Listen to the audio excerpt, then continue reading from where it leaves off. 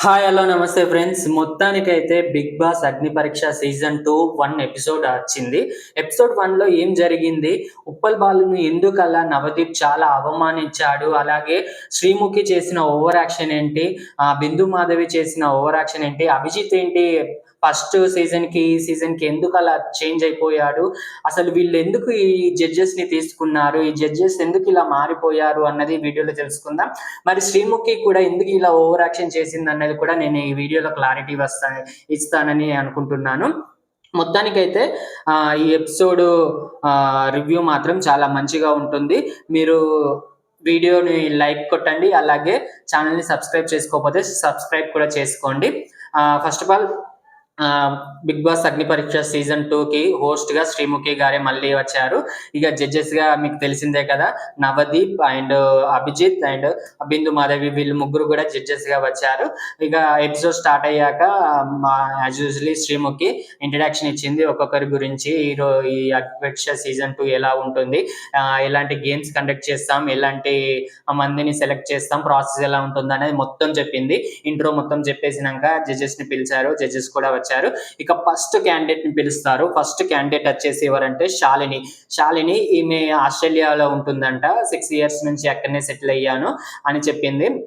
ఈమె పక్క ప్లాన్ గా వచ్చింది. పక్క ప్లాన్ గా ఎలా వెళ్తే సెలెక్ట్ చేస్తారు అన్నది ఆమె చాలా రీసెర్చ్ చేసి వచ్చినట్టుగా అనిపిస్తుంది. ఎందుకంటే ఆమె ఫస్ట్ రాగానే నవదీప్ గారిని గారు అని పిలిచింది. అలాగే తర్వాత ఈమెన వాళ్ళు బిందు మాధవిని గారు అని పిలిచింది. ఆ తర్వాత అభిజిత్ ని మాత్రం అభిజిత్ అని మెన్షన్ చేసింది. అప్పుడే శ్రీముఖి అంది, ఇద్దరిని గారు గారు అని పిలిచి అభిజిత్ ని ఎందుకు స్పెషల్ గా అంటున్నావంటే, అభిజిత్ అంటే నాకు చాలా ఇష్టం అది ఇది అన్నట్టు అభిజిత్కి ఒక రాయేసింది. అభిజిత్కి రాయేసుడితోటే అభిజిత్ కొంచెం ఫ్లాట్ అయినట్టుగా అనిపించాడు, కానీ అలా కరిగిపోయే మనిషి ఏం కాదు. కానీ ఇక స్క్రిప్ట్ కోసం ఇలా చేసినట్టేమో అనిపిస్తుంది. ఆమె మాత్రం పక్క ప్లాన్ తోటి వచ్చింది. ఎలా వెళ్తే సెలెక్ట్ అవుతారన్నది ఖచ్చితంగా ప్లాన్ తోటే వచ్చిందని నాకు అనిపించింది ఎపిసోడ్ చూస్తే. ఇక ఆమెను కొన్ని క్వశ్చన్స్ అడుగుతారు. అంటే మీరు ఎక్కడి నుంచి వచ్చారు అది ఇది అని డీటెయిల్స్ అడుగుతారు. నేను 6 ఇయర్స్ నుంచి ఆస్ట్రేలియాలో ఉంటున్నాను అంటే వీళ్ళ ఓల్డ్ ఏజ్ పర్సన్స్ ఉంటారు కదా, వాళ్ళతో కాల్స్ మాట్లాడి వాళ్ళకి ధైర్యం చెప్తాను అది ఇది అన్నట్టు చెప్పింది. అంటే ఆమె ఇండైరెక్ట్ గా చెప్పింది, బిగ్ బాస్ లో ఎలా పేషెన్స్ ఉండాలో నేను హోల్డ్ వాళ్ళతో ఉన్నంత పేషెన్స్ తో బిగ్ బాస్ లో ఉంటాను అని చెప్పకనే చెప్పేసింది ఆమె మాటల్లో. తర్వాత వీళ్ళు జడ్జెస్ ఆమెకు ఒక టాస్క్ ఇస్తారు. ఏంటంటే షూ క్లీన్ చేయమని. షూ క్లీన్ చేయమంటే ఆమె ఫస్ట్ నేను చెయ్యను అంటుంది. ఎందుకంటే నాకు ఇష్టం లేని పని నేను చేయను అంటుంది. ఆ తర్వాత జడ్జెస్ ఏమంటారంటే, ఈ షూ క్లీన్ చేస్తే నీకు అవకాశం ఇస్తాము అన్నప్పుడు ఓకే అని ఒప్పుకుంటుంది. అంతకుముందు ఈమె సెల్ కూడా నవదీప్ తీసుకొని ఇందులో ఏం చూసావు అని అడిగితే, ఎవరు లేనప్పుడు ఇందులో ఏం చూస్తావంటే అందరూ చూసేదే అని అంటుంది. అందరూ చూసేదంటే మీరు అనుకుంటుందే అదే అండి. ఆమె అదే డైలాగ్ కొట్టింది. అక్కడ ఉన్న వాళ్ళకు కూడా అదే అర్థం అయ్యింది. ఆమె కావాలనే చెప్పింది. అలా అంటేనే ప్రోమోలో వస్తాను అనుకుందో ఏమో కానీ కావాలనే చెప్పింది. మొత్తానికైతే షూ పాలిష్ చేయడానికి ఒప్పుకొని షూ పాలిష్ చేస్తూ ఉంటుంది. చేసేటప్పుడు ఆమె ఏం చేస్తుందంటే షూ తీసి నీళ్ళల్లో వేస్తుంది. అప్పుడు బిందు మాధవి ఏమంటుందంటే, నువ్వు అంత మేము ఇచ్చిన టాస్క్ ని సిల్లీగా తీసుకున్నావు, నువ్వు నాకు నచ్చలేదని అప్పుడే రెడ్ ఇచ్చేస్తుంది. ఆ తర్వాత మళ్ళీ స్టేజ్ మీదకి పిలిచి మాట్లాడతారు. మళ్ళీ షూ క్లీన్ చేయమని మళ్ళీ పంపిస్తారు. ఆ లోపు ఇంకో పర్సన్ ని పిలుస్తారు. ఆయన పేరు అభిసాంగర్.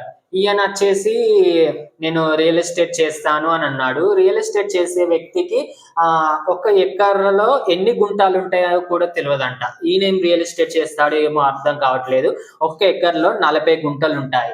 వీడేమో 10,000 గుంటలు అని చెప్పాడు. వీడేం మనిషిరా బాబు, వీడెక్కడ రియల్ ఎస్టేట్ చేశాడో ఏమో, ఎంతమందిని మోసం చేశాడో ఏమో అని నాకు అనిపించింది. ఇతనైతే రిజెక్ట్ చేయబడ్డాడు. అందరూ రెడ్ కలర్ ఇచ్చేశారు. ఇతనికి రిజెక్ట్ చేయడమే బెటర్ అనిపించింది నాకు కూడా. ఇక్కడ జడ్జెస్ గుడ్ డిసిషన్ అని చెప్పుకోవచ్చు. ఆ తర్వాత మళ్ళీ శాలిని స్టేజ్ మీదకి పిలిచి అప్పుడు వీళ్ళు జడ్జిమెంట్ ఇస్తారు. నవదీప్ వచ్చేసి గ్రీన్ కలర్ ఇస్తాడు. నీ కాన్ఫిడెన్స్, నీ మాటలు అవన్నీ నాకు నచ్చాయి కాబట్టి నేను రెడ్ కలర్ ఇస్తున్నా అని చెప్తాడు. ఆ తర్వాత నా అభిజిత్ వచ్చేసి ఆయన కూడా రెడ్ కలర్ ఇస్తాడు.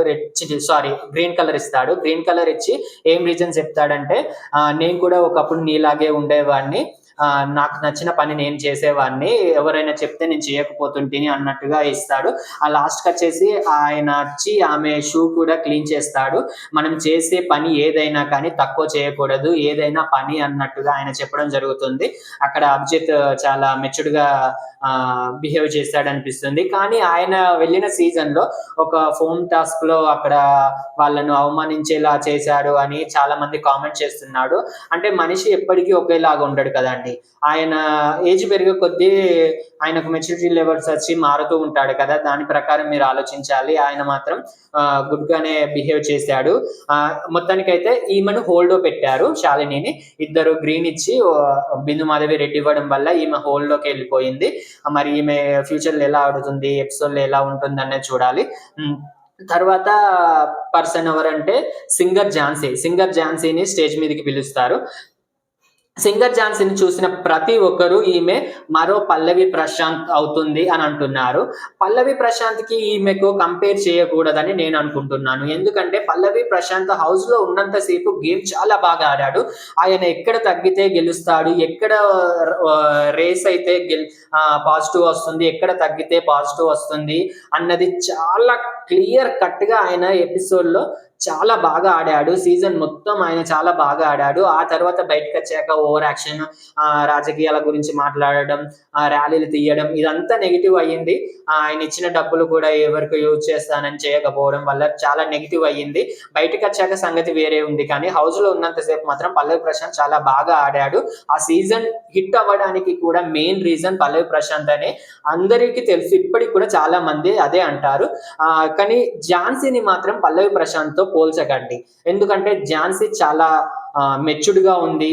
ఆమె ఎప్పుడు ఎలా మాట్లాడాలనేది ఆమెకు తెలుసు. అలాగే ఆమె వ్యవసాయం చాలా పర్ఫెక్ట్‌గా చేస్తారు. ఆమె సింగర్ కూడా. ఆమె రీల్స్ చూస్తే మీకు అర్థమైతుంది. ఆమె ఎంత కష్టపడుతుంది. వాళ్ళ ఇంట్లో ఉన్న 4 మెంబర్స్ ఆడవాళ్ళే కాబట్టి వాళ్ళ డ్యాడీకి ఎంత హెల్ప్ చేయాలి అన్న పర్స్పెక్టివ్‌లో ఆమె వ్యవసాయంలోకి రావడం జరిగిందని ఆమె క్లియర్ కట్‌గా చెప్పింది. కాబట్టి ఆమెను పల్లవి ప్రశాంత్‌ని పోల్చకండి. ఆమె ఇన్‌స్టా ఐడీ ఒకసారి మీరు చెక్ చేయండి. మీకు తెలుస్తుంది. ఆమె ఎంత జెన్యూన్‌గా ఉంటుంది అన్నది మీకు బాగా తెలుస్తుంది.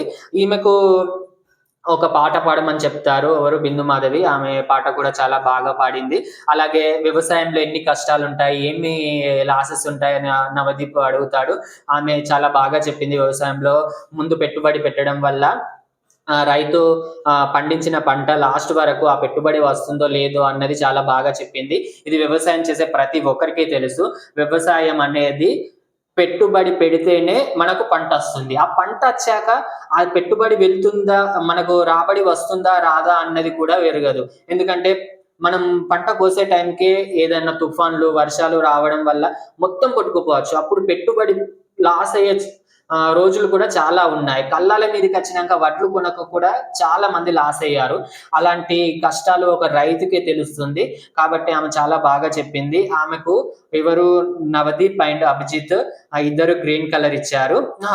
నవదీప్ అండ్ మన బిందు మాధవి ఇద్దరు గ్రీన్ కలర్ ఇచ్చారు. అభిజిత్ మాత్రం రెడ్ కలర్ ఇచ్చాడు. ఎందుకంటే నీ కాన్ఫిడెన్స్ అవన్నీ నాకు చాలా బాగా నచ్చాయి. కానీ నువ్వు ఒక రైతుగా ఉండి మన వీళ్ళు ఫ్యాష్‌గా ఉండే వాళ్ళ మధ్య నువ్వెలా నెగ్గులుతావు అన్నది మేము ఒకసారి చూస్తాం. కాబట్టి నువ్వు హోల్డ్‌లో ఉండి నీ ప్రతిభేంటో నువ్వు నిరూపించుకొని ఫైనల్‌కి రావాలని నేను కోరుకుంటున్నానని ఆయన హోల్డ్‌లో పెట్టాడు. ఇది మాత్రం ఝాన్సీకి ప్లస్ పాయింట్ అని చెప్పొచ్చు. ఎందుకంటే ఆమె ఇప్పుడు ఈ టాస్క్‌లు ఆడి కొంచెం షైన్ అయితే ప్రజల మధ్యలోకి వెళ్తుంది కాబట్టి అప్పుడు ఆమె ఒకవేళ బిగ్ బాస్‌కి సెలెక్ట్ అయినా కానీ ఓటింగ్ పర్సెంట్ పెరుగుతుందేమో అని అనిపిస్తుంది.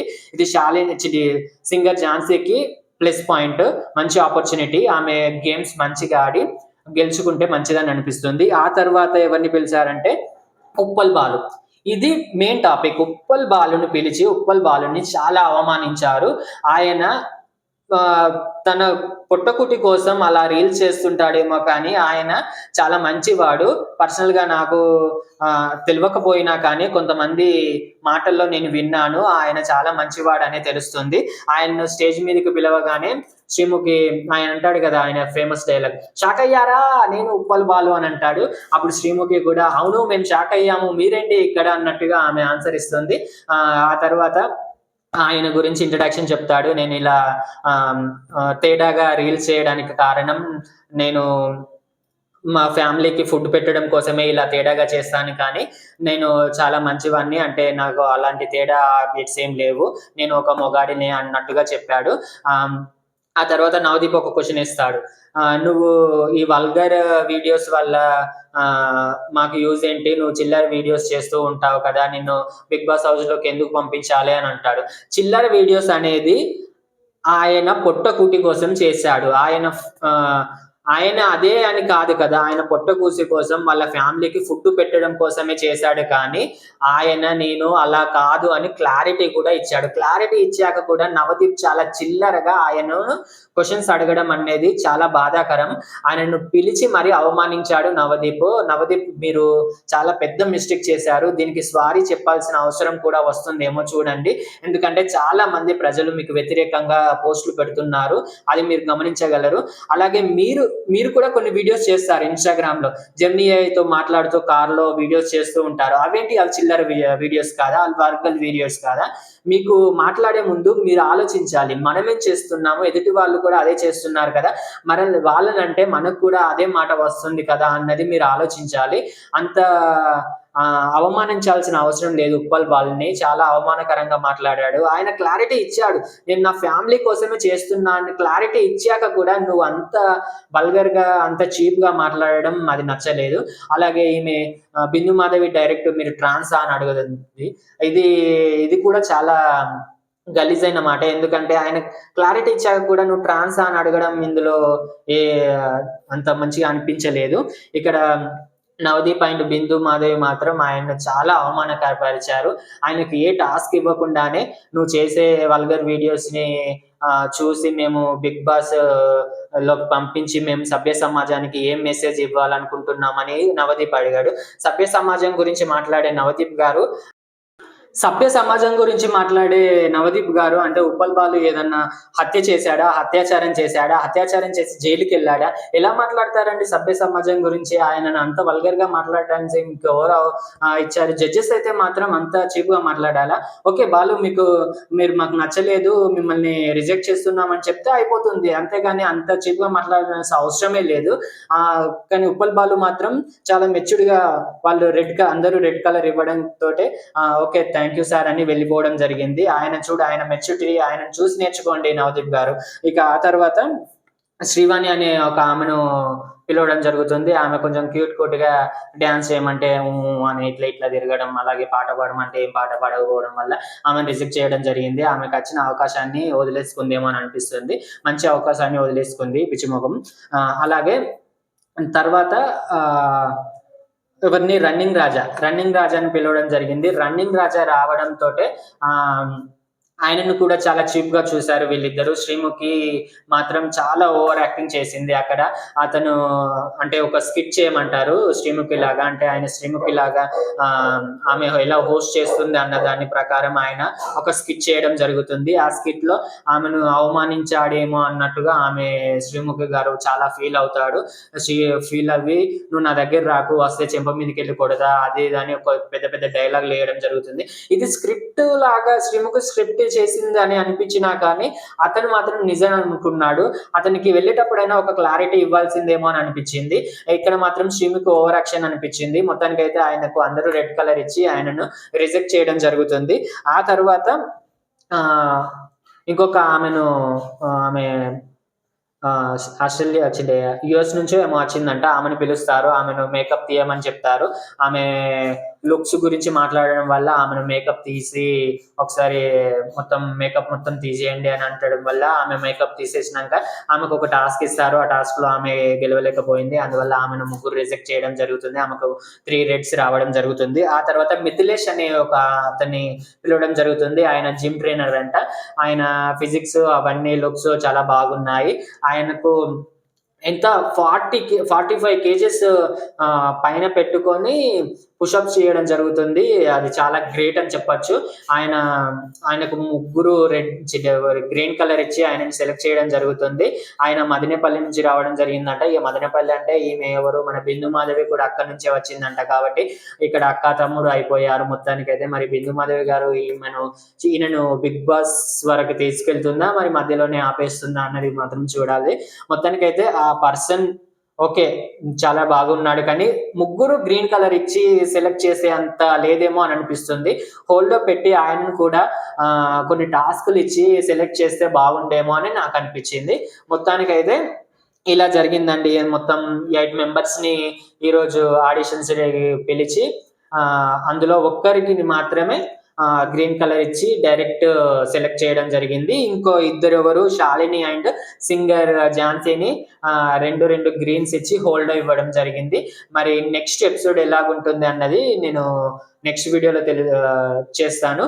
అలాగే మీరు ఉప్పల్ బాలు విషయంలో, అలాగే రన్నింగ్ రాజా విషయంలో జరిగింది ఫేరా అన్‌ఫేరా అన్నది మాత్రం మీరు కామెంట్ బాక్స్‌లో కామెంట్ చేయాలి. నవదీప్ ఉప్పల్ బాలు గురించి మాట్లాడిన మాటల గురించి కూడా మీరు కామెంట్ బాక్స్‌లో కామెంట్ చేయండి. అలాగే వీడియోకి ఒక్క లైక్ కొట్టండి. అలాగే ఎలాగైనా ఛానెల్‌ని సబ్స్క్రైబ్ చేసుకోవచ్చు కదా! మొత్తానికైతే ఇదండి ఎపిసోడ్. నెక్స్ట్ ఎపిసోడ్‌లో మళ్ళీ ఏం జరిగిందన్నది నెక్స్ట్ వీడియోలో తెలుసుకుందాం. అంతవరకు బాయ్.